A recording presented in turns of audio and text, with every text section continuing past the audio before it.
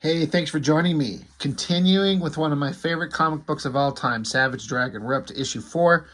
Um, I guess part of me should mention this probably won't mean anything to almost anybody, but I was doing a live stream tonight just before I was sat down to record this, and I did say how I was going to review this artist edition that I got just barely today, but I've decided it's too late in the night.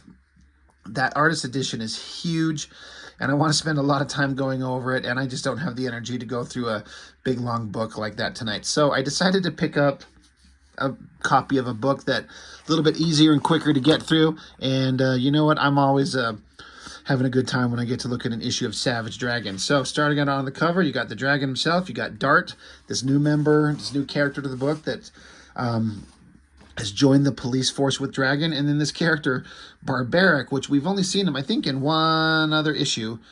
And we've got him all dressed up as a cop. So that kind of leads you to maybe assume some things about him. Will he join the police force?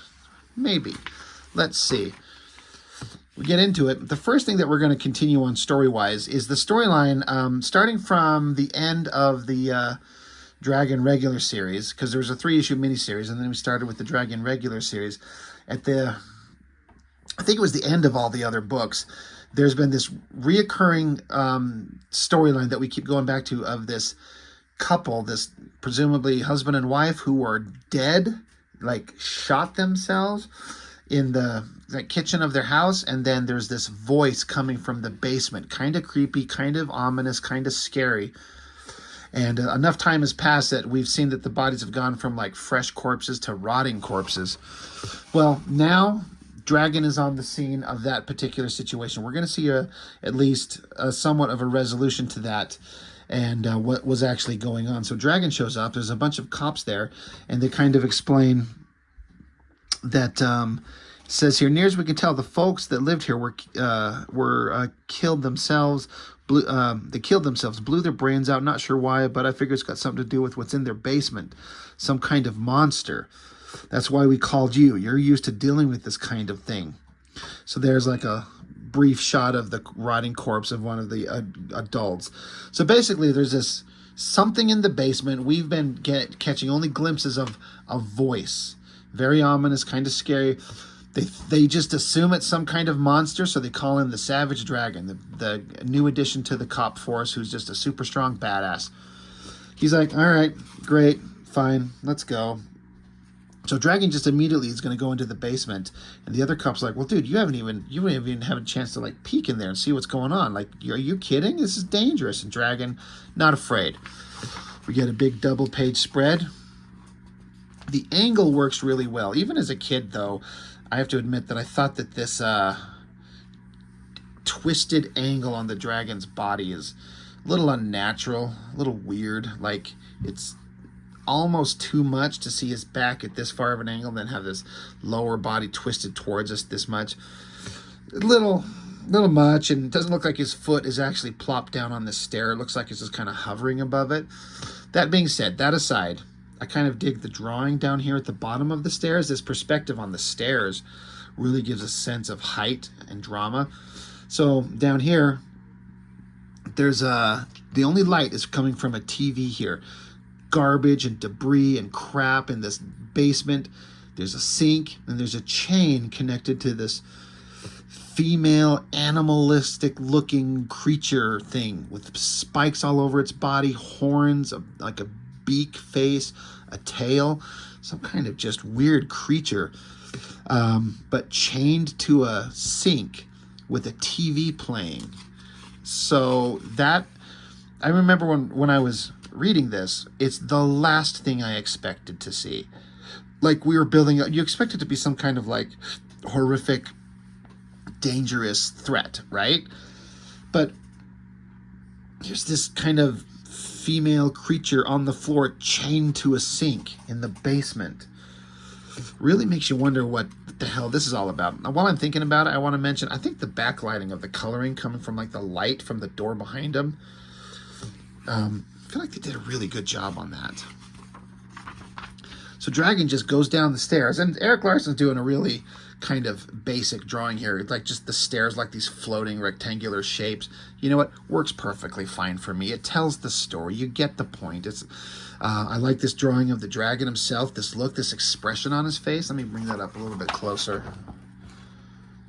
I like that expression on his face. Like, he looks sad and concerned, and then this body of this girl just lying there. And then another great shot of Dragon's face. He's like, look at you. You're no threat. Barely alive. You're not doing so well, are you? So you can see her eyes are open, but Dragon's like, she's chained up. She's barely alive. She's no threat to anybody. So Dragon rips the chain off the wall. The cops upstairs are like, what'd you find? Dragon's like, she's a little girl, you idiot. She's a freak like me, and she's been chained up down here for a hell of a long time from the looks of it. She's in no shape to hurt anybody. She's starving to death, and I'm going to help her. So again, not what I was expecting, and I've mentioned this about Erik Larson's story points, or the way he likes to tell his stories, is he'll bring up stuff that's very familiar, but you expect it to go one way, and he'll throw a twist on it that's different than anything you've ever seen. And I actually really like that. It's kept me interested in his work for a long time. So it shows an outside view of, like, it's hard because it's this really skinny panel, but this is the house that they were in. And then it cuts to a new scene back in Chicago with the cops. This is Frank Darling, Dragon's best friend, the guy who kind of got him onto the police force. And as we've been building up to in the previous issues, as we all know if you've been reading the book, he's being blackmailed by the Overlord and the Vicious Circle and all the superpowered criminals. And he knows that they know who he is. They know that he's got a wife. They know that she's pregnant. And they're subtly threatening to kill her or hurt her if Frank doesn't keep Dragon out of the important police missions, because Dragon's becoming a pain in the bad guys' asses. But Dragon keeps getting loaned out to different things, and it's pissing him off, and it's been building up. But Frank's kind of stuck, because if he tells anybody or does anything, his pregnant wife hears. I mean, she's not very pregnant yet, but it could cost her life. And to that story point, she's got a broken leg. She's like, it's just fine. I fell down an escalator at a mall. It was crowded and somebody bumped into me. Things like this happen. I'm sure it was just an accident. Why are you acting so strange? Is there something going on? What is it? He's like, it's nothing. So if you know the story, you know that Frank's concerned that this is like a message being sent by one of the bad guys. They sent some plainclothed somebody, some, mobster, someone that works for the mob, to like accidentally nudge her down the stairs to injure her, just to let Frank know we're watching and we can take her out at any time. So that's why he's freaking out. She doesn't understand what's going on. Meanwhile, in the foreground here, we get the silhouette of a woman's small waist and her ass cheek, and right up into the business here. Erik Larson likes to focus on some very interesting shots. But Frank is getting introduced to Dart, this character that showed up in issue 1 of the regular series, and she's been helping the cops. The guy who actually runs the cops, the police chief, he started branching out. Dragon has been so successful having a super-powered kind of costumed hero on the police force. It's been a really big success. So he's brought on this girl, Dart, who's basically just a regular human, fantastic, amazing fighter, but no superpowers. But her gig is that she's got all these little literal darts that she carries with her that are explosive type weapons and things like that. So they're getting to meet for the first time. She says, "Hi, I'm Dart, the newest addition to the Chicago Police Department. I've heard so much about you, what you've done for Officer Dragon." What's interesting I found about this little exchange is that Dart is being very nice, very considerate, very professional, and she's being complimentary to the Dragon, whereas her and Dragon have kind of a contentious relationship. Dragon's kind of a smartass, and she's kind of a tough little old bitch of a character.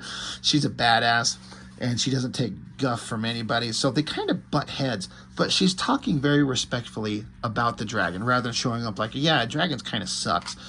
So I thought it was a neat little bit of dialogue.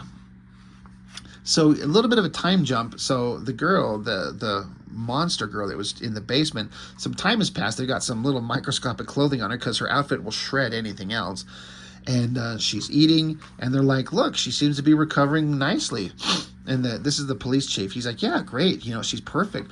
Her body's covered with sharp spikes. She'd be an addition, a perfect addition to our team, our superhero team to join the cops. And Dragon's like, dude, you can't be serious. Like, and the police chief's like, I'm serious. Her family's out of the way. She spent her entire life chained up in a basement watching television. She's kind of a blank slate. And Dragon's like, this is wrong. You shouldn't do this to this kid. And he's like, well, I wouldn't do it without her permission. We wouldn't force her to do anything, but we could be persuasive. We can make this work. So, you know, they're working towards having her join the police force. Okay. Meanwhile, cut to another scene. This girl, I think her name was Amanda Mills. She was in the original Dragon miniseries. I can't remember if it was issue 1 or 2 or 3. I can't remember which one, but she was being held by a bunch of just scummy bad guys, and Dragon showed up and rescued her. And so what we find out is that she's been like sending messages to him, trying to communicate with him. She's kind of into Dragon. And so she's trying to like she wants to like build a relationship with. She's like, why don't you like me? Are you avoiding me? What did I do? And Dragon's like, look, it's nothing personal. I have nothing against you. I saved your life, and that seems to be the only reason that you're attracted to me. I save a lot of lives. I was just doing my job. It isn't like I had a special reason. You're a very pretty girl, but I don't even know you. She's like, you could get to know me. You'd like me if you got to know me. So Dragon just kind of tells her, like, look, I appreciate what you're saying, but I'm not interested.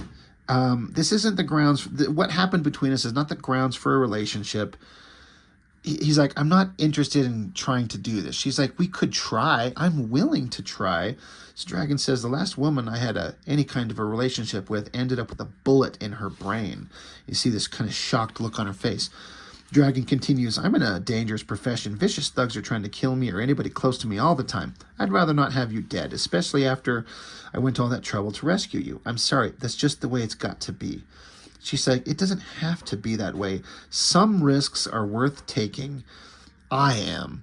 So, I don't know. I read this as, one, it's funny because he draws her exactly as the way he used to draw Mary Jane in Spider-Man when he worked for Marvel Comics, and I think that's very intentional.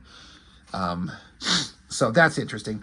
But, you know, this girl's really trying to get to know Dragon, and she's not being out of line, I think. She's just being a little bit persistent, and Dragon's understandably trying to keep some distance because he doesn't want to jeopardize her life. And so she's like, why don't you just even give it a shot? Why don't you, like, I'm a nice girl. If you got to know me, you'd probably like me. And he's like, yeah, maybe, but you just got to let it go. And so she's kind of hurt. So it's another interesting point. Meanwhile, a little bit of time passes. We got Dart sitting with Dragon and the captain of the police force, Frank, the guy who's being blackmailed. You know, he's sitting off to the side, like listening into the conversation, but not part of it. So the captain's saying to Dragon and Dart, he's like, you're both aware of the super freak problem here in Chicago. To combat it, I'm trying to put together a team that can work out of the police department. The spiny woman has been codenamed Horridus, and we want to use her. We want to use you two. We want to like gather up more superpowered beings to help us. And so he even says we maybe get a hold of Star, who's someone we've heard of, or Mighty Man. It'd be great to get him. You came in contact with Mighty Man, Dart. You have any idea how to reach him? And this is funny because as far as we know, Mighty Man's dead. But it was revealed to us in last issue. He 100% is not dead, though how and why is kind of a mystery. But Dragon doesn't know this, so he's like giving Dart shit. He's like, yeah, you're seeing ghosts. So Dragon's like, you might try the psychic hotline. And Dart's like, oh, you shut up. So again, that contentious relationship between the two of them is it keeps going. So meanwhile, while they're talking, one of the other random cops shows up. Like there's some kind of fight going on in the underground. Something's going on. So they're like, all right, we got to go. So Dragon and Dart go together. And Dart's saying, you could have at least brought some heavy artillery. And Dragon's like, nag, nag, nag. I didn't bring a sweater or galoshes either. So again, they're giving each other shit. So then they jump in there. So you get the big splash page. Dragon jumping, looking awesome. Dart following. Dragon saying, follow my lead. And Dart says, get bent. I know what to do. Again, so it's such a far cry from your classic old school superhero comics where they're a team that just work together so well. jumping into battle as a perfect fighting unit. These two fucking don't like each other. Dragon's like, come on, let's go. And she's like, shut up. I know what I'm doing. So again, I like that Dart's kind of a ball buster like that. She's pretty awesome. Double page spread. Now we've seen this character. This is Barbaric and Ricochet. And we met them in the last issue. I'm pretty sure it was. They're just kind of like homeless, superpowered characters that have nowhere to be. Here they are fighting some gross-looking wart monster, whatever the fuck he is. So Dragon jumps in there punching. Dart's like, what the hell is going on? So pretty awesome big double splash page there. Eric Larson will always show some spread ass cheeks, won't he? I'm here for it. But this monster's getting the girl. And these two are like in a relationship. So he's like trying to beat this monster off of her. He's like, let her go. So this monster just smacks Barbaric away. Boom, sends him flying. So Dragon shows up, decks him in the face. But then this creature like vomits all over Dragon. So Dragon's sitting here on the ground, sizzling. He's like, oh crap, yuck. So then Dart comes along. Human Dart, no super strength, no invulnerability, just a super skilled, super badass. I like this little drawing. This is a simple little drawing of her. Eric Larson does her very well. That long flowing hair. And she just starts tossing darts. I gotta say, even as a young man, when I picked this up, I always was like, man, he drew the world's biggest boob on her. I mean, look at this giant mass of flesh. Kind of a weird pose. But he likes to take his figures and twist them for maximum dynamic, dramatic effect. It works. So Dart starts tossing her darts, and they just start landing into this creature. And then the creature just keeps going after the other girl. He's like, crummy darts don't mean a thing to cesspool. She keeps tossing darts. Then he turns around his big, fat, bulbous ass. I always thought this drawing was funny. It's just a big, round shape. These little fat, disgusting arms and little stubby legs. She keeps throwing the darts. All these little indications of these things just sticking to the guy. Just keep hitting him. He's raising his hands up, yelling, you're dead. She keeps throwing more darts. Apparently she's got an infinite supply of these weapon darts that she's got. Just loads it up. And then, boom, all those darts make him explode. Just blowing goo and crud out through every orifice. And now he's like, now that all that goo's exploded out of him, he's down to like a skinnier, more manageable kind of figure. So now that everything's kind of fine, Dart turns back to Dragon, who essentially was useless. And she's like, wow, you were really impressive to watch, I must say. I learned a lot. Dragon's like, oh, shut up. And he recognizes Barbaric and Ricochet. These two have met Dragon. And they're kind of on friendly terms. So Dragon's like, anyway, hey, kids, the Chicago Police Department is in an expansive mode regarding superpower types. And you're up for it. If you're up for it, so are we. So Barbaric's like, well, that'd be cool. But I don't know if we could do that. And Ricochet's like, dude, we can't stay hidden forever. I say we go for it. Our chances are better if we're part of a group, especially if we're with the cops. So they're like, all right. Barbaric's like, all right. I think the thing is, like, they're very young. They're youthful, even though they're giant monsters, at least the guy. They're not very old. It's like this shot. Again, this back shot of Dart, that hair flowing in the wind, this exaggerated muscular upper body, little tiny waist, and a firm little ass. He draws it like, it's so ridiculous, but it's very powerful superhero comics. It's all done in good fun, right? So now they're like, all right, we're on board. So now they're back at the police station. So the captain's like, Barbaric, Ricochet, I'm glad you two have decided to give police work a shot. We'll all be one big happy family. Meanwhile, Dragon's dragging off this cesspool creature. And this is something I think is ridiculous, but very kind of real world. He's like, hey man, excessive force. There must be laws against this. You can't stab a guy for Christ's sakes. I'll sue. Which, I don't think he'd have any legs to stand on. He was literally trying to kill other people, and you can make the argument that he wasn't armed with a physical weapon. But in the world where there are superhumans that can shoot lasers from their eyes and acid from their asshole, I think the cops would kind of be not worried about getting sued. Anyway, Dragon's like, yeah, tell it to the judge. Meanwhile, the captain's like to Barbaric and Ricochet, He's like, great, just great, you two. You're just what we need. I got just one question. How old are you? And Ricochet, the girl, she's got this look on her face of like, wait, what? So you flip over, Ricochet's taken off. She's like, I knew we weren't wanted. You hang out with these jerks if you want. I'm taking off. I'll be back for dinner. And then she jumps and because her powers are like, her name's Ricochet. She can bounce. So bonk, she bounces off out of the way there. And then here, the dragon's talking to Barbaric. And Barbaric's like, crap. And Dragon's like, don't worry about it. She'll cool off. Meanwhile, we cut to another scene here where there's this old lady and a guy asking if he could sit next to her on the bus. He's like, is this seat taken? She's like, oh, heavens no. Are you going to Chicago? He's like, yeah, me too. I'm going to see my little boy. I haven't seen him in such a long time. I can hardly wait. He's a policeman, you know.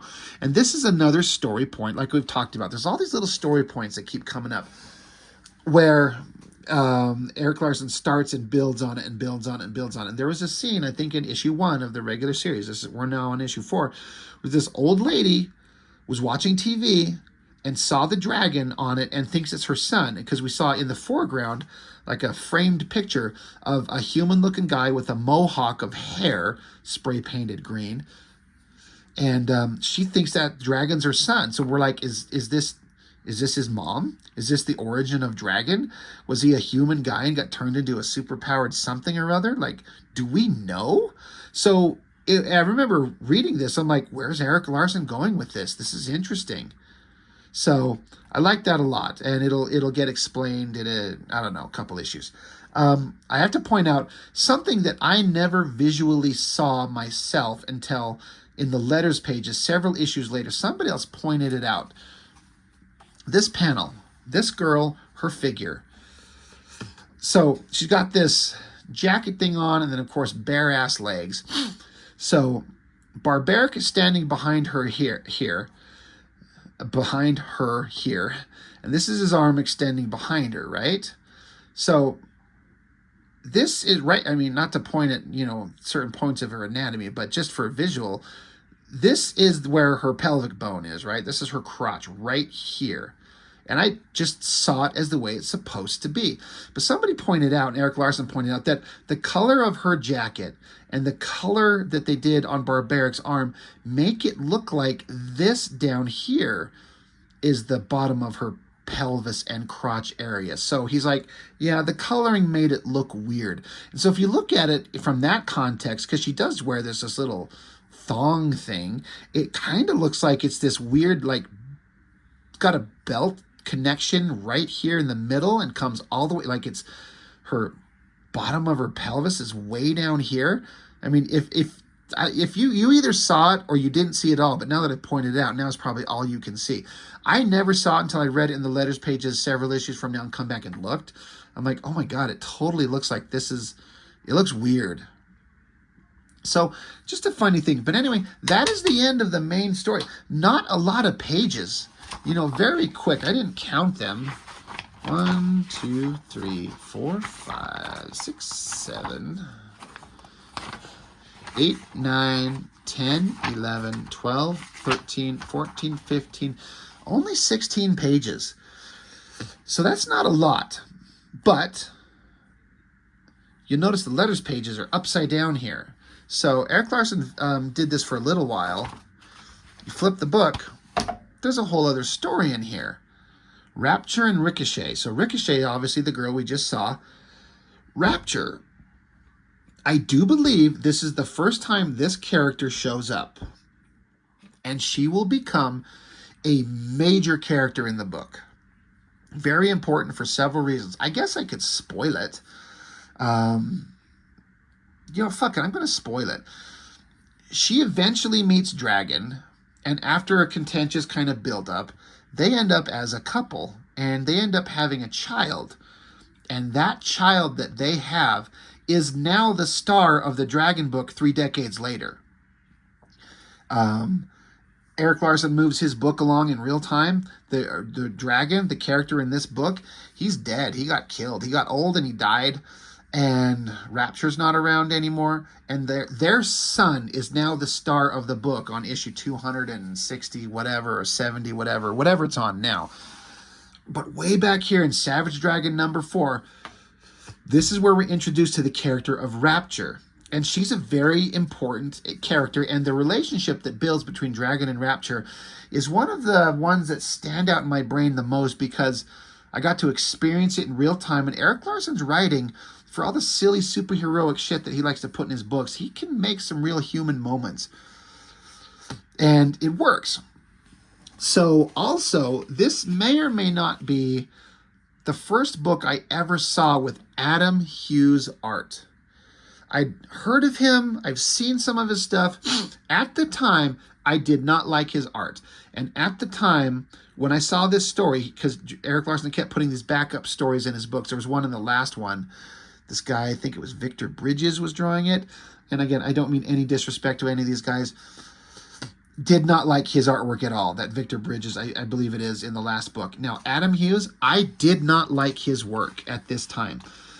Because he, like a lot of artists, his art evolved and become a little bit different. He learned, he grew, his artwork tightened up. I felt like he drew things kind of rounder and softer in his early work like this, but he kind of got rid of that and became a style that very quickly became my favorite artist. One of my most favorite artists ever. But now being older, looking at it, it's still not my favorite version of Adam Hughes' artwork by any stretch, but I can see the sheer drawing ability that he always had. So it's Adam Hughes pencils, Carl Kessel on inks. So here we got Ricochet. Now I presume to take this that this is after the end of the book here where she stormed off from the police station and that's why she's by herself. And while she's out here, she runs across the scene where here's this girl with electrical powers threatening to kill this guy. I guess that she's working as a prostitute and this guy's been having girls killed and so she ain't standing for it because she can have these crazy electrical powers. But this drawing, the shadows, the rendering on it all, with the lighting coming up from the bottom and all the shadows cast on this figure, that is really skilled stuff. It's funny how much I think back to how much I did not like this when I first got it. I did not like Adam Hughes' art. And then even this type of drawing here, it's still really good, but she's kind of short and squat, like from the top of her collarbone to the bottom of her pelvis here. It's a very short, squatty thing. Not the greatest figure work that Adam Hughes has ever done, but he has to evolve. But also, if you look at other things, he does great backgrounds, great shadows, great ethnic drawing. Like, it's not just the same face. Like, it doesn't look like just a white guy with dark skin. Great hands. Look at this drawing of Ricochet jumping down with their feet coming towards you. Like, this guy puts in the effort and the time to draw. But basically, Ricochet sees how Rapture is going to kill this guy and doesn't understand, but she doesn't think that she should kill anybody. So Ricochet interferes. And so Rapture shoots a lightning bolt at Ricochet. And so now they're going to fight. So here comes Ricochet. And here's another interesting shot. This, I mean, just the anatomy, kind of short, stumpy legs. It's probably very human proportions. But these comic book characters, these figures, I mean, you think of just everything we saw with Eric Larson, where everything is hyper exaggerated. You know, such a far cry from Adam Hughes. But I like the layout, the energy's there. Kicks Rapture in the back. So Rapture turns and shoots a lightning blast while Ricochet dives out of the way. Adam Hughes still is kind of getting into being able to draw attractive female figures. I mean, he like I said, I'm just repeating myself. He puts in the time and effort. This is just early Adam Hughes, which is not my favorite. So Ricochet jumps up and gets like a leg lock on the throat of Rapture and takes her to the ground. This looks like it'd be very complicated to draw and to tell the story of like getting these legs wrapped around her head and then dropping her to the ground, cracking her skull. The lettering is really influencing the story here. The scream, and then crack. And then Ricochet just lands right on her feet. So this Ricochet girl, this teenage girl, kind of a badass. So the cops would do well to take her, but she's underage, as we set up in the previous story. So Ricochet just keeps looking, and then she's like, are you okay, lady? I didn't mean to hurt you. And then so Rapture wakes up, zaps her off, So Rapture was just kind of playing, playing dead. It's a sucker. So anyway, she's turning her attention back to the guy she was going to kill. Good drawing, good anatomy, good everything. But now that she had her back turned to the guy's pulled a gun on her. So now Rapture's life is on the line. She could get shot. So he's pointing the gun at her. The guy's kind of freaking out. Takes a shot. Good shot of the gun. And I like how Adam Hughes is drawing it when the gun is recoiling from the shot, like pow. But it's not just like the gun's pointing forward and the sound effect and the muzzle flash is coming out of the barrel. It's like it's fired and the gun is recoiling back. That is some thought. I feel like you don't see that very many places. A lot of thought going into that. Just grazes her on her shoulder. So then she unloads with her electric zapping powers, zaps him. And then this is always a kind of an intense scene. Ricochet's picking herself up, probably observed what happened. Heavy lighting on Rapture. She's walking up to the dude. Ricochet's kind of appealing to her like, don't kill the guy. He's not worth it. Don't toss your life away. And then Adam Hughes is getting to some really good lighting. The nose and the mouth on this, he always pays attention to fantastic lighting and shadows. That looks good. This looks good. In fact, I look at this, I could be wrong, but I feel like I see this and I see maybe Tina Turner, and I wouldn't put it past Adam Hughes from referencing for something like that. Absolutely. But Rapture's trying to say, you don't get it, kid. This is a vicious, sadistic creep. He's murdered before. He'll do it again unless I stop him. I can't let him live.